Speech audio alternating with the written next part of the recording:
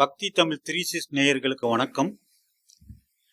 இப்போ கோயிலில் பிரகாரம் இருக்கும், மூலவர் இருப்பார், சுற்றி மூலவருக்குள்ள கருவறை இதெல்லாம் இருக்கும், கொடிமரம் இருக்கும், தலை விருட்சம் இருக்கும், தீர்த்தம் இருக்கும். இது மாதிரி கோயிலில் பல இடம் இருக்கும். இந்த பலிபீடம்னு ஒன்று இருக்கு. இந்த பலிபீடம் என்ன பண்ணலாம், சில பேர் பலிபீடத்தில் தொட்டு கும்பிடுவாங்க. பலிபீடத்தை தொட்டு கும்பிடலாமான்னு என்று கேள்வி வருது, கேட்குறாங்க. பலிபீடத்தை பொதுவாக நம்ம தொட்டு கும்பிடக்கூடாது. ஏன்னா பலிபீடத்தில் தான் சில சாஸ்திர சம்பிரதாயங்கள் உண்டு.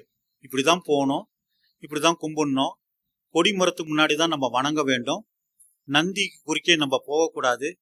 இது மாதிரி பல விஷயங்கள் நம்மளுக்கு உண்டு, கோயிலில் உண்டு. இந்த வழிமுறைகளை நம்ம கடைபிடிக்கணும். அப்போ பலிபீடத்துக்கு நம்ம போகிறோமோல பலிபீடத்தை நம்ம தொட்டு கும்பிடக்கூடாது. தொட்டு கும்பிட்டா அதுக்கு நமக்கு பாவம் சேர்ந்துடும். அதனால பொதுவாக என்ன சொல்லணும்னா, சாஸ்திரத்தில் பலிபீடம் நம்ம மீது பட்டு விட்டாலே வீட்டுக்கு குளிக்கணுங்கிறது சாஸ்திரம் சொல்லுது. அதனால பெரும்பாலும் நம்ம என்ன பண்ணணும், கோயிலுக்கு போன பலிபீடத்தை யாரும் தொடாம தூரமா நின்று பார்த்துட்டு வருவதுதான் சிறப்பு.